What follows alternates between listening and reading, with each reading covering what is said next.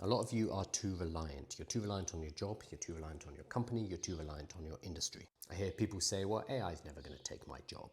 It doesn't have to. It needs to take enough tasks from within your job to require less people. Most jobs are a bundle of different tasks, and very few of those tasks will actually require a human. And as soon as we start to automate and augment using artificial intelligence, we require less people. That means if you are entering an industry, there will be less jobs. Or if you are already in the industry, there's going to be wage stagnation. The next fallback that people say is, oh, well, my company's not using AI, so my job is safe. And I see people say this almost as a badge of honor, like, oh, I'm going to be absolutely fine because my company's so backward ass. My man, your company's in trouble. If your company is not embracing AI, guess what? Competitors that do are going to absolutely eat their lunch.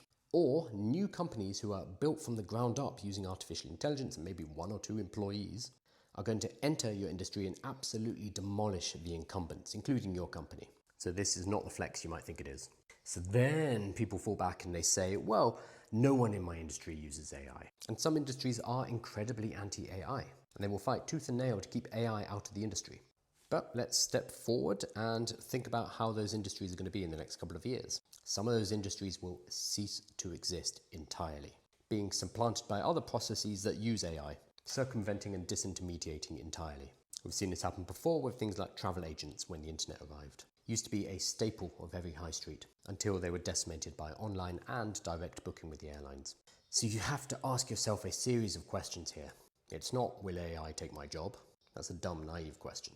The first question is, what parts of my job, what tasks within my job can truly never be done by AI? Most of the time it's not as many as you think. Then assume that everything that can be done by AI will be done by AI, and then think through how that's going to affect your role moving forward. Then you need to step up and think, okay, what about my company? Are they going to be around in 5 to 10 years? Because having a job in a non-existing company isn't very handy. And then third, maybe the companies in your industry are pushing back and they're saying, no, I'm not going to do this stuff. Think about the industry as a whole. Can it be disintermediated? Can what you are providing be provided in different ways? You have to be more imaginative here because it's hard to predict how industries as a whole are going to shift, but it's a super important question. And all of this doesn't even include second order effects. So if your job, your company and your industry are safe, what about those of your customers?